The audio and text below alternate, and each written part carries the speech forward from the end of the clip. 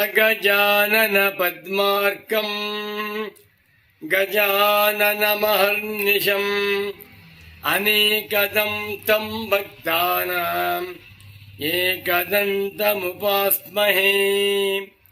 ಗುರುರ್ಬ್ರಹ್ಮ ಗುರುರ್ವಿಷ್ಣು ಗುರುರ್ದೇವೋ ಮಹೇಶ್ವರಃ ಗುರು ಸಾಕ್ಷಾತ್ ಪರಂ ಬ್ರಹ್ಮ ತಸ್ಮೈ ಶ್ರೀ ಗುರವೇ ನಮಃ. ನಮೋ ನಮಃ ಸದ್ಗುರು ಪಾದುಕಾಭ್ಯಾಂ. ಶಂಕರ ಭಾನು ಚಾನಲ್ ವೀಕ್ಷಕರಿಗೆ ಇಂದಿನ ಕಾರ್ಯಕ್ರಮಕ್ಕೆ ಪ್ರೀತಿಪೂರ್ವಕವಾದ ಸುಸ್ವಾಗತಗಳನ್ನು ಕೋರುತ್ತಾ ಕಾರ್ಯಕ್ರಮವನ್ನು ಪ್ರಾರಂಭ ಮಾಡೋಣ. ಗುರು ಭಕ್ತಿಯನ್ನು ಕುರಿತು, ಗುರು ಮಹಿಮೆಯನ್ನು ಕುರಿತು ಭಾರತೀಯ ಸಂಸ್ಕೃತಿಯಲ್ಲಿ ಅನೇಕ ಗ್ರಂಥಗಳಿವೆ. ಎಲ್ಲ ಗ್ರಂಥಗಳಲ್ಲಿಯೂ ಗುರುಭಕ್ತಿಯ ವಿಶೇಷವಾಗಿ ಹೇಳಿದ್ದಾರೆ. ಇಂದು ನಾನು ಗುರುಗೀತೆಯಿಂದ ಒಂದು ಶ್ಲೋಕವನ್ನು ತೆಗೆದುಕೊಂಡು ಗುರುವಿನ ಮಹಿಮೆಯನ್ನು ತಿಳಿಸಲು ಪ್ರಯತ್ನ ಮಾಡ್ತೇನೆ. ಗುರುಗೀತ ಎನ್ನುವಂತಹದ್ದು ಸಾಕ್ಷಾತ್ ಪರಮೇಶ್ವರ ಪಾರ್ವತಿಗೆ ಉಪದೇಶ ಮಾಡಿರುವಂತಹ ಭಾಗ ಗುರುಗೀತ.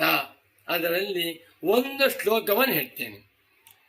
ತ್ವಂ ಪಿತಾ ತ್ವಂಜ ಮೇ ಮಾತಾ, ತ್ವಂ ಪಿತಾ ತ್ವಂಜ ಮೇ ಮಾತಾ, ತ್ವಂ ಬಂಧುಃ ತ್ವಂಜ ದೇವತಾ, ಸಂಸಾರ ಭೀತಿ ಭಂಗಾಯ ತಸ್ಮೈ ಶ್ರೀ ಗುರವೇ ನಮಃ. ನಮೋ ನಮಃ ಸದ್ಗುರು ಪಾದುಕಾಭ್ಯಾಂ. ಗುರುಗೀತೆಯಲ್ಲಿ ಒಂದು ಶ್ಲೋಕವಿದೆ, ಮತ್ತೊಮ್ಮೆ ಹೇಳ್ತೇನೆ, ಗಟ್ಟಿ ಮಾಡಿಬಿಡಿ. ತ್ವಂ ಪಿತಾ ತ್ವಂಜ ಮೇ ಮಾತಾ, ತ್ವಂ ಬಂಧುಃ ತ್ವಂಜ ದೇವತಾ, ಸಂಸಾರ ಭೀತಿ ಭಂಗಾಯ ತಸ್ಮೈ ಶ್ರೀ ಗುರವೇ ನಮಃ. ನಮೋ ನಮಃ ಸದ್ಗುರು ಪಾದುಕಾಭ್ಯಾಂ. ಸಾಕ್ಷಾತ್ ಪರಮೇಶ್ವರ, ಅವನೇ ಜಗದ್ಗುರು ಪಾರ್ವತಿ ಹೇಳುವಂತ ಒಂದು ಶ್ಲೋಕವಿದೆ. ಗುರುವನ್ನ ಕಂಡಾಗ, ಗುರುವಿಗೆ ನಮಸ್ಕಾರವನ್ನು ಮಾಡುವಾಗ ನಾವುಗಳು ಈ ಶ್ಲೋಕವನ್ನು ಹೇಳಿಕೊಳ್ಳಬೇಕು. ಹೇ ಗುರು, ಎಲೆ ಗುರುವೇ, ಸದ್ಗುರುವೇ, ವೇದಾಂತ ಸದ್ಗುರುವೇ, ಆಚಾರ್ಯನೇ, ತ್ವಂ ಪಿತಾ, ನೀನೇ ನಮಗೆ ತಂದೆ. ಈ ಶರೀರವನ್ನ ಕೊಟ್ಟಿರುವ ತಂದೆಯೇ ಹೌದು. ಆದರೆ ನೀನು ನಮಗೆ ಆತ್ಮಜ್ಞಾನ ರೂಪವಾದಂಥ ಶರೀರವನ್ನು, ಶಾಂತಿ ರೂಪವಾದಂಥ ಆನಂದವನ್ನು ಅನುಗ್ರಹ ಮಾಡುತ್ತಿರುವುದರಿಂದ ನೀನೇ ನಮಗೆ ತಂದೆಯಾಗಿದ್ದೀಯಾ. ತಂದೆ ಮಕ್ಕಳನ್ನು ಹುಟ್ಟಿಸಿ, ಮಕ್ಕಳನ್ನು ಪೋಷಿಸಿ, ಮಕ್ಕಳಿಗೆ ಆರೋಗ್ಯವನ್ನು ಕೊಟ್ಟು, ವಿದ್ಯೆಯನ್ನು ಕೊಟ್ಟು ದೊಡ್ಡವರನ್ನಾಗಿ ಮಾಡುತ್ತಾನೆ. ಅದೇ ರೀತಿ ಗುರುನಾಥ, ಗುರುದೇವ, ನೀನೇ ನನಗೆ ಸರ್ವಸ್ವವಾಗಿದ್ದೀಯ. ಸರ್ವ ಸಂಪತ್ತನ್ನು, ಆತ್ಮಜ್ಞಾನ ಸಂಪತ್ತನ್ನು ಅನುಗ್ರಹ ಮಾಡುತ್ತಿದ್ದೀಯಾದ್ದರಿಂದ ನೀನೇ ನನಗೆ ತಂದೆ. ತ್ವಂಜ ಮೇ ಮಾತಾ, ನೀನೇ ನನಗೆ ತಾಯಿಯೂ ಆಗಿದ್ದೀಯ. ತಾಯಿ ಮಾತೃವಾತ್ಸಲ್ಯ ಪ್ರೇಮದಿಂದ, ವಾತ್ಸಲ್ಯದಿಂದ ಮಕ್ಕಳನ್ನು ಸಾಕ್ತಾಳೆ. ಮಕ್ಕಳು ಹಠ ಮಾಡ್ತಾ ಇರ್ತಾರೆ, ಊಟ ತಿಂಡಿ ಮಾಡೋದಿಲ್ಲ, ಊಟ ತಿಂಡಿ ಬೇಡ ಅಂತಾರೆ. ಆದರೂ ಕೂಡ ಕರುಣಾಮೂರ್ತಿಯಾಗಿರುವಂತಹ ತಾಯಿ ಮಕ್ಕಳಿಗೆ ಊಟವನ್ನು ಹಾಕಿ, ಸ್ನಾನವನ್ನು ಮಾಡಿಸಿ, ಬಟ್ಟೆ ಹಾಕಿ, ಅಲಂಕಾರ ಮಾಡಿ, ಶೃಂಗಾರ ಮಾಡಿ ಕಾಪಾಡ್ತಾಳೆ. ಅದೇ ರೀತಿ ಗುರುವು ಕೂಡ ನಮಗೆ ಆತ್ಮಜ್ಞಾನದ ಭೋಜನವನ್ನು ಕೊಡ್ತಾನೆ. ವೇದಾಂತ ಭೋಜನವನ್ನ ನಮಗೆ ಅನುಗ್ರಹ ಮಾಡುತ್ತಾ ನಮ್ಮನ್ನ ಆರೋಗ್ಯವಂತರನ್ನಾಗಿ, ಸನ್ಮಾರ್ಗಿಗಳನ್ನಾಗಿ, ಮುಮುಕ್ಷಗಳನ್ನಾಗಿ ಮಾಡುವಂತಹ ಗುರು. ಗುರುನಾಥ, ತ್ವಂಜ ಮೇ ಮಾತಾ, ನೀನೇ ನಮಗೆ ತಂದೆಯೂ ಆಗಿದ್ದೀಯ, ತಾಯಿಯೂ ಆಗಿದ್ದೀಯ. ತ್ವಂ ಬಂಧು, ನೀನೇ ಬಂಧು, ನೀನೇ ನೆಂಟರಿಷ್ಟರು. ಹೇ ನೆಂಟರಿಷ್ಟರು, ನಮ್ಮ ಮನೆಗೆ ಬಂದು ನಮ್ಮ ಸಂಪತ್ತನ್ನೆಲ್ಲ ನೋಡಿ ಸಂತೋಷ ಪಡುತ್ತಾರೆಯೋ ಅದೇ ರೀತಿ ನೀನೇ ನಮಗೆ ನೆಂಟರಿಷ್ಟರಾಗಿದ್ದೀಯ. ಅಣ್ಣ, ತಮ್ಮ, ಅಕ್ಕ, ತಂಗಿ, ಸೋದರ ಮಾವ, ಸೋದರಳಿಯ, ಸೋದರತ್ತೆ ಎಲ್ಲ ನೆಂಟರಿಷ್ಟರೂ ನೀನೇ. ನಮ್ಮನ್ನ ನೆಂಟರಿಷ್ಟರಂತೆ ಕಾಪಾಡ್ತಾ ಇದ್ದೀಯ. ತ್ವಂಚ ದೇವತಾ, ನೀನೇ ನಮಗೆ ಪ್ರತ್ಯಕ್ಷ ದೇವರು. ಶ್ರೀರಾಮಚಂದ್ರ ಒಬ್ಬ ದೇವತೆ, ವಾಸುದೇವ ಕೃಷ್ಣ ಪರಮಾತ್ಮ ಮತ್ತೊಬ್ಬ ದೇವತೆ, ಶ್ರೀಕಂಠೇಶ್ವರ ಮತ್ತೊಬ್ಬ ದೇವತೆ, ಗಣಪತಿ ಮತ್ತೊಬ್ಬ ದೇವತೆ. ಭಿನ್ನ ಭಿನ್ನ ದೇವತೆಗಳಿದ್ದಾರೆ. ಸದ್ಗುರುನಾಥ ತ್ವಂಚ ದೇವತಾ, ನೀನೇ ನಮಗೆ ದೇವತೆಯಾಗಿದ್ದೀಯ.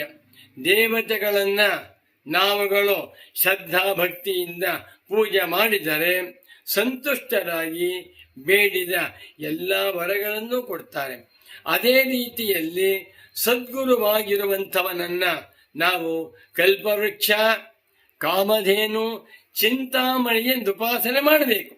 ಉಪಾಸನೆ ಮಾಡಿದಾಗ ನಮಗೆ ಬೇಕಾಗಿರುವ ನಿಶ್ರೇಯಸ ಫಲಗಳನ್ನು, ಮೋಕ್ಷ ಫಲವನ್ನು ಅನುಗ್ರಹ ಮಾಡುತ್ತಾನೆ ಗುರುದೇವ. ಆದ್ದರಿಂದ ಹೇ ಗುರುದೇವ, ಹೇ ಸದ್ಗುರು ಆಚಾರ್ಯನೇ, ನೀನೇ ನನಗೆ ದೇವತೆಯಾಗಿದೆ. ತ್ವಂ ಪಿತ, ನೀನೇ ತಂದೆ. ತ್ವಂ ಮಾತಾ, ನೀನೇ ತಾಯಿ. ತ್ವಂ ಬಂಧು, ನೀನೇ ಬಂಧುವು ಆಗಿದ್ದಿ. ತ್ವಂಚ ದೇವತಾ, ನೀನೇ ಎಲ್ಲ ದೇವತಾ ಸ್ವರೂಪನೂ ಆಗಿದ್ದೀಯ. ಇಷ್ಟೇ ಅಲ್ಲ, ಸಂಸಾರ ಭೀತಿ ಭಂಗಾಯ. ಸಂಸಾರ ಎನ್ನುವಂತಹದ್ದು ಭಯಂಕರವಾದಂತಹ ಅರಣ್ಯ, ಅದ್ಭುತವಾದ ಜೋರಾಗಿರುವಂತಹ ಕಾಡಿನಂತೆ ಇದೆ. ಆ ಕಾಡಿನಲ್ಲಿ ಸಿಕ್ಕಿಕೊಂಡು ಜನ್ಮ, ಮರಣ, ಶೋಕ, ಮೋಹ, ಸುಖ, ದುಃಖ, ರಾಗ, ದ್ವೇಷ, ಭಯ ಇತ್ಯಾದಿ ನೂರಾರು ತರಹದ ಭೀತಿ, ಭಯಗಳ ಮಧ್ಯೆ ಸಿಕ್ಕಿಕೊಂಡು ನಾ ಸಂಕಟ ಪಡ್ತಾ ಇದ್ದೇನೆ. ಗುರುನಾಥ, ಸಂಸಾರ ಭೀತಿ, ಸಂಸಾರವೆಂಬ ಭಯವನ್ನ ಭಂಗಾಯ, ನಾಶ ಮಾಡುವ ಸಮರ್ಥ ನೀನು. ದೇವಾಧಿ ದೇವತೆಗಳು ಬೇಡಿದಂತಹ ವರಗಳನ್ನು ಮಾತ್ರ ಕೊಡ್ತಾರೆ. ಯಾವ ದೇವರು ಕೂಡ ಸಂಸಾರ ಭಯವನ್ನು ನಾಶ ಮಾಡುವುದಿಲ್ಲ. ಆದರೆ ಸದ್ಗುರುವಾಗಿರುವಂಥವನು ತಂದೆಯೂ ಹೌದು, ತಾಯಿಯೂ ಹೌದು, ಬಂಧುವೂ ಹೌದು, ದೇವತೆಯೂ ಹೌದು. ಜೊತೆಗೆ ಸಂಸಾರ ಭೀತಿ ಭಂಗಾಯ, ಸಂಸಾರವೆಂಬ ಭಯಂಕರವಾಗಿರುವಂತಹ ಭಯವನ್ನ ಭಂಗಾಯ, ನಾಶ ಮಾಡುವಂಥವನಾಗಿದ್ದೀಯ. ಇಂಥ ನಿನಗೆ ತಸ್ಮೈ ಶ್ರೀ ಗುರವೇ ನಮಃ. ಇಂಥ ಶ್ರೀ ಗುರುವಿಗೆ ನಮಸ್ಕಾರ. ಈ ಶ್ಲೋಕವನ್ನ ಪ್ರತಿದಿನವೂ ಪಾರಾಯಣ ಮಾಡೋಣ.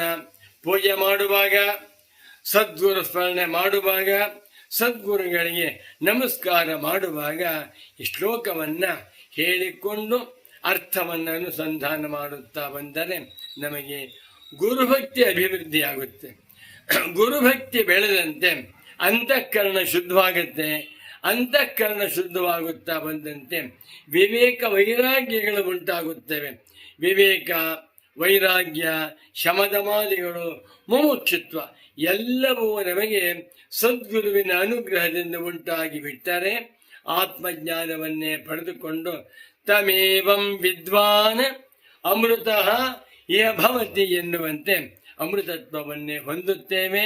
ಪವಿತ್ರವಾದ ಒಂದು ಶ್ಲೋಕವಿದು. ಮತ್ತೊಮ್ಮೆ ಶ್ಲೋಕವನ್ನು ಹೇಳ್ತೇನೆ, ಎಲ್ಲ ಗಟ್ಟು ಮಾಡ್ಕೊಂಡು ಹೇಳ್ಕೊತಾ ಇದೆ.